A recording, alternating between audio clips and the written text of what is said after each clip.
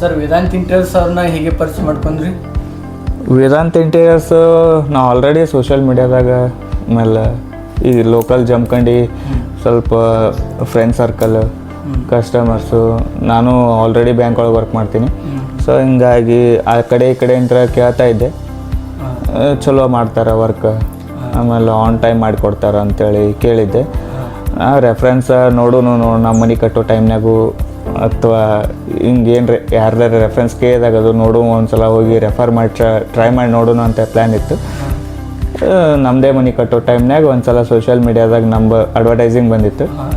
Advertise ಬಂದಿದ್ದು ನೋಡಿ try ಮಾಡೋಣ ಒಂದ್ಸಲ ಅಂತ ಕಾಲ್ ಟ್ರೈ ಮಾಡಿದೆ. ಒಂದು 7-8 ಜನ ಕರೆಸಿದ್ದೆ ನಾನು. ಆ್ಯಕ್ಚುಲಿ ಬೇರೆ ಬೇರೆ ಕಂಪ್ನಿ ಅಂತೂ ಹೊರಗಡೆ ಮಾಡೋರು ವರ್ಕರ್ಸ್ ಬಿಸ್ನೆಸ್ ಮಾಡೋರ ಕಡೆ ಅಂತೂ ಚೆಕ್ ಮಾಡಿಸಿದ್ದೆ. ಕಂಪೇರ್ ಮಾಡಿದೆ, ವೇದಾಂತ್ ಇಂಟೀರಿಯರ್ಸ್ ಬೆಟರ್ ಅನಿಸುತ್ತೆ. ಡಿಸೈನ್ ಅದು ಯಾವ ಥರ ಏನು ಸರ್? ಡಿಸೈನಿಂಗ್ ಒಳಗೆ ನನಗೇನು ಹೇಳೋಕ್ಕೇನಿಲ್ಲ ರೀ. ಆ್ಯಕ್ಚುಲಿ ಡಿಸೈನಿಂಗ್ ನಂಗೆ ಹೆಂಗೆ ಬೇಕಾಗಿತ್ತು ಎಕ್ಸಿಕ್ಯೂಟಿವ್ ಹಾಗೆ ಮಾಡಿಕೊಟ್ಟಾರೆ, ಬೆಸ್ಟ್ ಮಾಡ್ಯಾರ.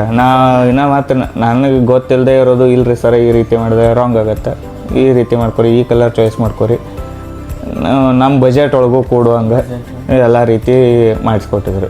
ಇವತ್ತು ಮಾರ್ಕೆಟ್ನಲ್ಲಿ ಸರ್ ನಮ್ಮ ರೇಟ್ ಆಯಿತು, ನಮ್ಮ ಕ್ವಾಲಿಟಿ, ನಮ್ಮ ಸರ್ವಿಸ್ ಬಗ್ಗೆ ಬೇರೆ ಬೇರೆ ಕಂಪ್ನಿಗೆ ಕಂಪೇರ್ ಮಾಡಿದಾಗ ನಮ್ಮ ಕಂಪ್ನಿ ಬಗ್ಗೆ ಏನು ಅನಿಸುತ್ತೆ ಸರ್? ಕಂಪ್ನಿ ಬದಲು ಅನ್ಲಿಕ್ಕೆ ಏನು ರೀ ವರ್ತ್ ಅದ ರೀ. ಈಗ ನಾವು ಏನೋ ಒಂದು ಮಾಡಿಸ್ಲಿಕ್ಕತ್ತೀವಿ ಅಂತಂತಂದ್ಮೇಲೆ ನಮಗೂ ಸ್ಯಾಟಿಸ್ಫ್ಯಾಕ್ಷನ್ ಬೇಕು, ಮಾಡೋರಿಗೂ ಸ್ಯಾಟಿಸ್ಫ್ಯಾಕ್ಷನ್ ಇರಬೇಕು.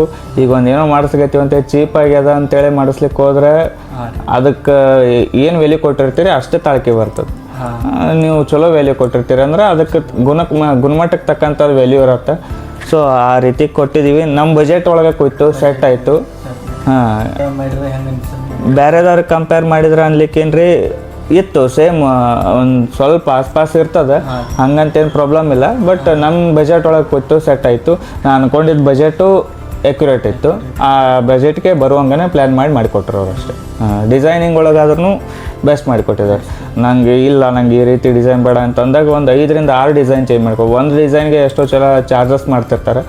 ಸೊ 3D ಡಿಸೈನ್ ಮಾಡೋದಾದ್ರೂ 3-4 ಸರ್ತಿ ನನಗಿಲ್ಲ, ನಾ ಸ್ಕೆಚ್ ಮಾಡಿಕೊಟ್ಟಾಗೂ ಬ್ಯಾಡ್ರಿ ಈ ರೀತಿ ನಂಗೆ ಸ್ಕೆಚ್ ಬೇಕಾಗ್ಯದ, ಈ ಪ್ಲ್ಯಾನ್ ಒಳಗೆ ಮಾಡಿಕೊಡ್ರಿ ಅಂತಂದಾಗೂ ಅವರು ನಾವು ಯಾವ ರೀತಿ ಹೇಳಿದ್ವಿ ಅದೇ ರೀತಿ 3D ತೆಗೆದು ಅದೇ ರೀತಿ ಮಾಡಿಕೊಟ್ಟಾರೆ. ಕಲರ್ ಚಾಯ್ಸಿಂಗ್ ಅದು ಯಾವ ಥರ? ಕಲರ್ ಚಾಯ್ಸಿಂಗ್ ಆ್ಯಕ್ಚುಲಿ ಹೇಳ್ಬೇಕಂದ್ರೆ ನಮ್ಮ ಫ್ಯಾಮಿಲಿ ನಮ್ಮ ಮದರ್ ಅವ್ರಿಗೆ ಚಾಯ್ಸ್ ಮಾಡಿದ್ದು ಆಲ್ಮೋಸ್ಟ್. ಯಾಕಂದ್ರೆ ಅವ್ರ ಡ್ರೀಮ್ ಪ್ರಾಜೆಕ್ಟ್ ಇದು, ಮನಿ ಮಾಡ್ಬೇಕು ಅನ್ನೋದಿತ್ತು. ನಾ ಆ್ಯಕ್ಚುಲಿ ಓಪ್ನಿಂಗ್ ಮಾಡ್ಕೊಳ್ಳೋ ಟೈಮ್ನಾಗ ಇದನ್ನೆಲ್ಲ ಮಾಡ್ಕೊಂಡಿದ್ರೆ ಭಾಳ ಬೆಟ್ರ್ ಇತ್ತು. ಬಟ್ ನಾನು ಓಪ್ನಿಂಗ್ ಆದಮೇಲೆ ಇದನ್ನೆಲ್ಲ ಫರ್ನಿಚರ್ ಮಾಡಿಕೊಂಡೆ.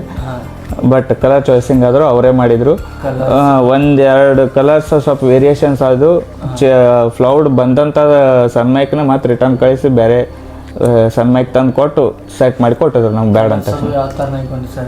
ಕಲರ್ ಎಲ್ಲ ಮಸ್ತ್ ಬಂದವ್ರಿ. ಪ್ರತಿಯೊಬ್ಬರು ಮನಿ ಓಪನಿಂಗ್ ಬಂದು ಹೋದ್ಮೇಲೆ ಯಾರ್ಯಾರು ಬಂದಾರಲ್ಲ ಪ್ರತಿಯೊಬ್ಬರು ಅಂದಾರ ನನಗೆ, ನೀವು ಅದನ್ನು ಫಸ್ಟಿಗೆ ಮುಗಿಸೇ ನೀವು ಮನಿ ಓಪನಿಂಗ್ ಮಾಡಿದರೆ ಇನ್ನೂ ಭಾಳ ಬೆಟ್ರ್ ಇರ್ತಿತ್ತು ಅಂತೇಳಿ ಭಾಳ ಜನ ರೆಫರೆನ್ಸ್ ಮಾಡಿದ್ದಾರೆ.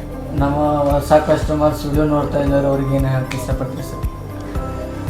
ಕಸ್ಟಮರ್ಸ್ಗೆ ಹೇಳೋದಂದ್ರೆ ಏನು ರೀ, ನಿಮ್ಮ ಸ್ಯಾಟಿಸ್ಫ್ಯಾಕ್ಷನ್, ನಿಮಗೆ ಎಲ್ಲಿ ಸ್ಯಾಟಿಸ್ಫ್ಯಾಕ್ಷನ್ ಸಿಗ್ತದೆ ಅಲ್ಲೇ ಮಾಡ್ರಿ ಅಂತಂತೀನಿ. ಅದರೊಳಗೂ ವೇದಾಂತ್ ಇಂಟೀರಿಯರ್ ಅದಕ್ಕೆ ಟ್ರೈ ಮಾಡಿ ಅಂತ ಹೇಳ್ತೀನಿ ಅಂತಂದರೆ, ನೀವು ಹೊರಗೆ ಕಂಪೇರ್ ಮಾಡೋದಕ್ಕಿಂತ ನಮ್ಮ ಮನೆ ಅದ ಅಂತ ನಂಗೆ ಈ ಥರನೇ ಡಿಸೈನ್ ಮಾಡಿರಿ, ಹಿಂಗೆ ಮಾಡಿದರೆ ಚಂದ ಬರುತ್ತೆ, ಈ ರೀತಿ ಕ್ವಾಲಿಟಿ ಬರ್ತದೆ, ಈ ಥರ ಕಲರ್ ಚಾಯ್ಸಿಂಗ್ ಮಾಡಿರಿ ಅಂತ ಎಕ್ಸ್ಪ್ಲೇನ್ ಮಾಡ್ತಾರೆ. ಹೊರಗಿನವ್ರಿಗೆ ಕಂಪೇರ್ ಮಾಡಿದರೆ ಅವರು ಮಾಡ್ಬೋದು, ಇಲ್ಲ ಅಂತಂತ ನಂಗಿಲ್ಲ.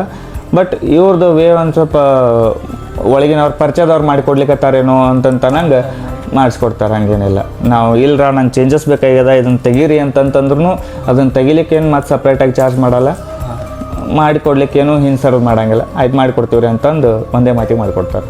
Okay, thank you. Okay, thank you.